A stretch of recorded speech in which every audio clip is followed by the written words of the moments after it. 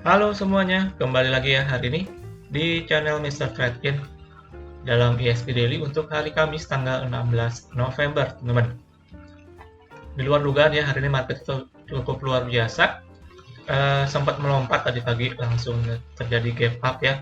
Ini ada beberapa katalis yang mendorong indeks kita menguat cukup signifikan hari ini, teman. Namun kita coba perhatikan dulu ya hari ini penguatan di penutupan mencapai 1,4% dan berhasil menembus 6.900 ya secara closingannya.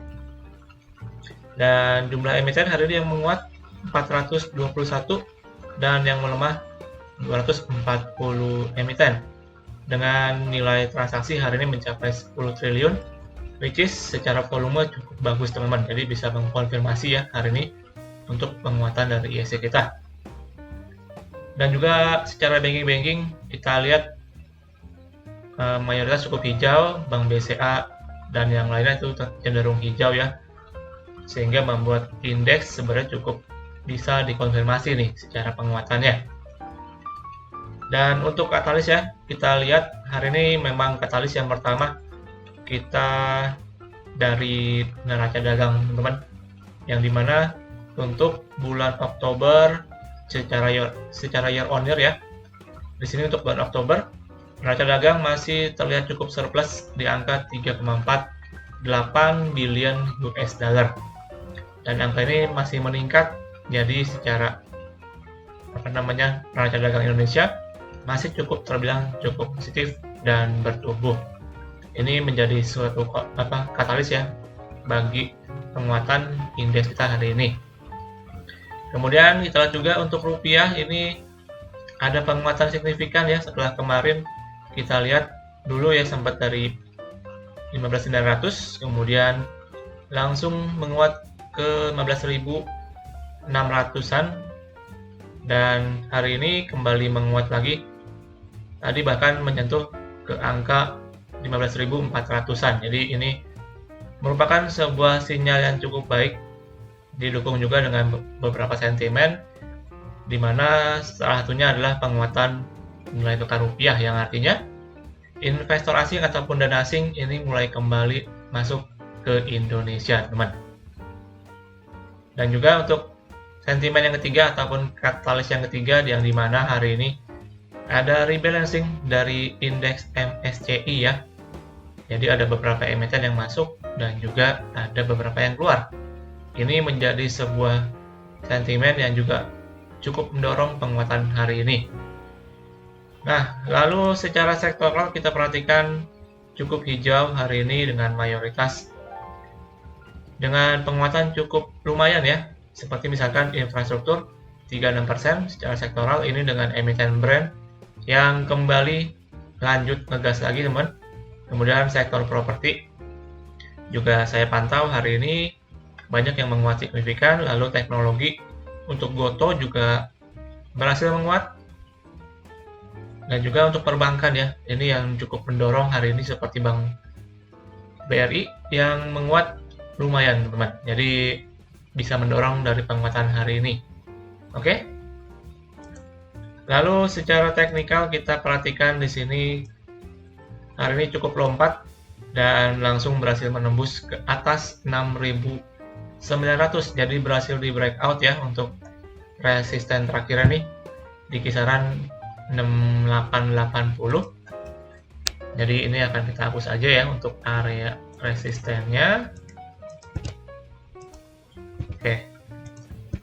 Namun di sini terlihat ya ada gap yang terbentuk tadi pagi sewaktu opening market, langsung terjadi gap yang cukup lebar. Nah, ini menjadi sebuah tanya nih, apakah akan ditutup langsung atau nanti, teman-teman.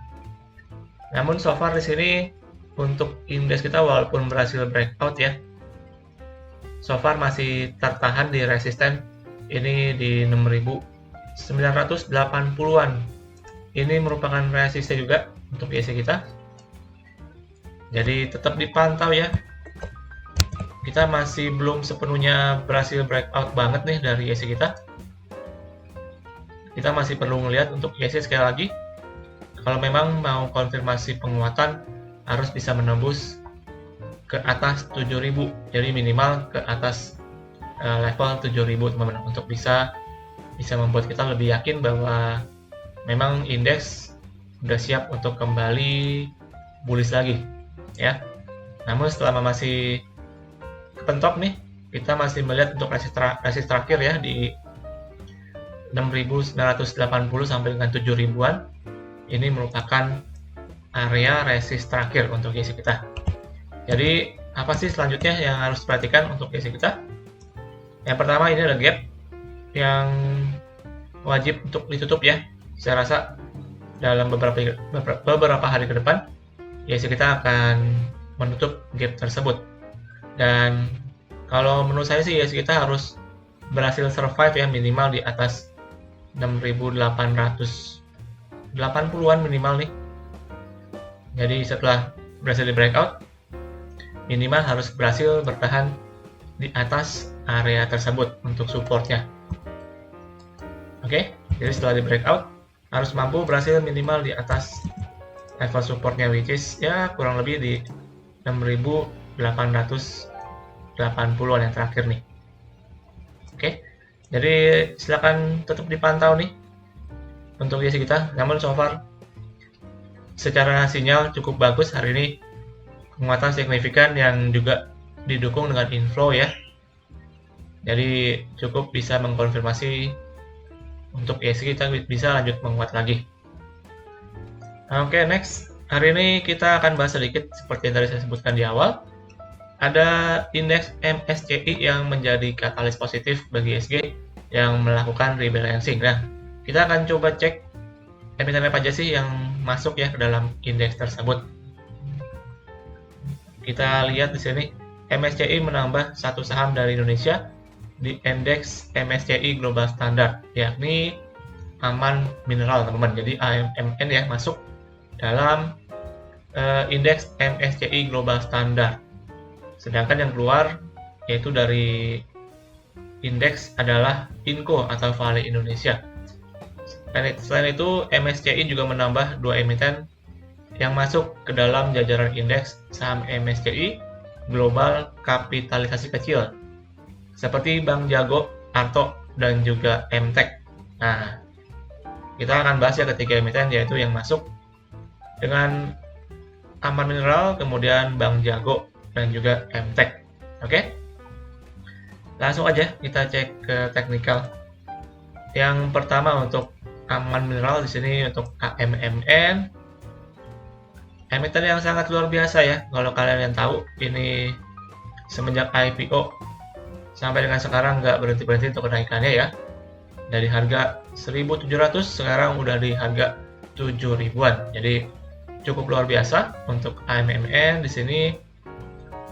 Namun di sini kalau saya lihat ya, kalau saya perhatikan, ini terjadi pelemahan momentum untuk AMMN sebenarnya teman. Kalau kalian perhatikan secara harga terus meningkat, namun secara volumenya semakin lama semakin kecil. Jadi terjadi yang namanya bearish divergence ya. Ini yang menandakan menjadi sebuah indikator ataupun sinyal bahwa indikator AMMN ini udah mulai melemah secara momentum dan bisa kembali malah berbalik arah ya. Jadi untuk kalian, kalau saran saya sih jangan dikejar untuk emiten-emiten seperti ini, karena kenaikannya sudah cukup sangat amat signifikan, dan jangan menjadi yang nyangkut malah di atas ya ataupun di pucuk nih. Jadi kalau saya sih lebih prefer di skip aja ya untuk emiten-emiten seperti ini. Namun di sini kalau kalian mungkin yang mau coba spekulasi, silakan coba aja nih. Ini saya lihat AMMN cukup strong ya, bertahan di garis hitam nih. Jadi bisa kalian follow up aja, following the trend. Selama masih berhasil bertahan di atas garis hitam ini, which is yaitu garis MA13, harusnya masih ada kemungkinan bisa kembali menguat lagi. Tapi harus tetap disiplin. Kalau misalkan jebol support, harus langsung dilepas. Oke? Tapi secara panjang saya sih belum prefer ya, karena ini udah kenaikan cukup amat sangat signifikan. Oke, itu yang pertama untuk AMMN. Kemudian yang kedua, Bang Arto. Nah, ini Bang Arto juga hari ini setelah masuk dalam indeks MSCI langsung menguat signifikan ya. Hari ini menguat 12,2%. Dan di sini untuk Bang Arto terlihat hari ini ada penguatan volume ya, bisa dibilang cukup ada volume, jadi hari ini banyak transaksi yang masuk. Dan di sini untuk Arto mungkin kalau saya lihat sementara so far sebenarnya masih dalam fase bearish ya secara panjang di sini untuk Arto. Namun menariknya mungkin bisa terjadi yang namanya rebound ya untuk Arto ini secara jangka menengah. Dikarenakan terjadi yang namanya bullish divergence.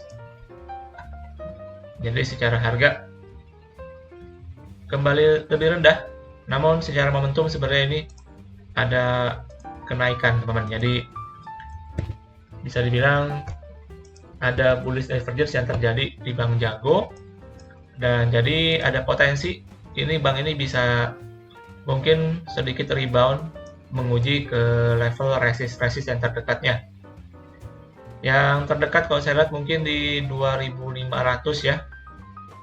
Ini untuk Bank Jago ada resisten ya di 2400 sampai 2500 merupakan area resisten. Dan kalau momentumnya cukup kuat, saya rasa bisa menguji sampai ke harga 3200-an. Oke. Dan untuk kalian mungkin yang mau coba spekulasi, di sini untuk Bank Jago ada gap. Tadi pagi juga langsung membentuk gap di harga 2070 ya di sini.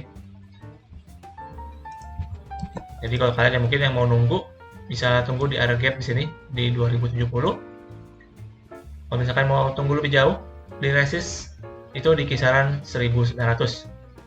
Jadi 1900 sampai dengan 2000 itu bisa dijadikan area support untuk Arto ataupun Bank Jago teman. Dan secara potensi seperti yang tadi saya sebutkan bisa berpotensi ataupun besar kemungkinan bisa untuk rebound ya setelah terlihat adanya bullish divergence di Bank Jago ini. Namun so far selama weekly, maksudnya selama dalam weekly ini, dalam time frame weekly, secara tren masih dalam tren bearish kalau saya bilang. Namun momentum penguatan itu mungkin terjadi ya, walaupun dalam tren bearish sekalian. Oke, yang terakhir untuk MTech Group juga hari ini ada penguatan 7%-an. Secara tren juga terlihat masih cukup bearish kalau saya bilang di sini untuk MTech. Namun seperti tadi Bank Jago ya, ada potensi bisa mengalami rebound untuk MTech ini. Terakhir setelah menyentuh harga 500-an nih, yang dimana di harga tersebut ada support untuk MTech dan terlihat cukup mantul ya di area sini, di area 500-an. Jadi menandakan di area tersebut ada cukup banyak demand ataupun pembeli teman yang menunggu di harga tersebut. Jadi ada kemungkinan nih untuk MTech setelah mengalami koreksi ataupun fase koreksi yang cukup lumayan panjang, ada kemungkinan bisa untuk rebound dulu ya. Yang terdekat untuk MTech saya lihat ada di 650 untuk targetnya. Resistnya di 650. Kemudian nextnya misalkan cukup kuat secara momentum, harusnya bisa sampai ke harga 770, mungkin sampai ke 800-an ya. Jadi untuk target dari MTech, untuk potensi reboundnya mungkin bisa sampai ke harga 770, bahkan ke harga 800 secara jangka panjang. Namun so far secara tren masih cukup bearish. Namun di sini saya lihat masih dia terakhir ya membentuk pattern nih kurang lebih di sini. Jadi setelah koreksi dia membuat pattern seperti falling wedge. Nah, ini merupakan sebuah pertanda ya. Kalau misalkan di breakout bisa untuk menguat dulu ataupun yang namanya technical rebound, teman-teman. Oke. Jadi silakan dipantau untuk emiten MTEK dan juga Arto yang saya lihat sebenarnya masih cukup menarik ya. Bisa dipantau. Lalu untuk AMMN ini saya sih nggak prefer ya karena so far kenaikannya cukup signifikan, jadi rawan yang terjadi namanya koreksi ataupun reversal ke arah bearish lagi. Oke.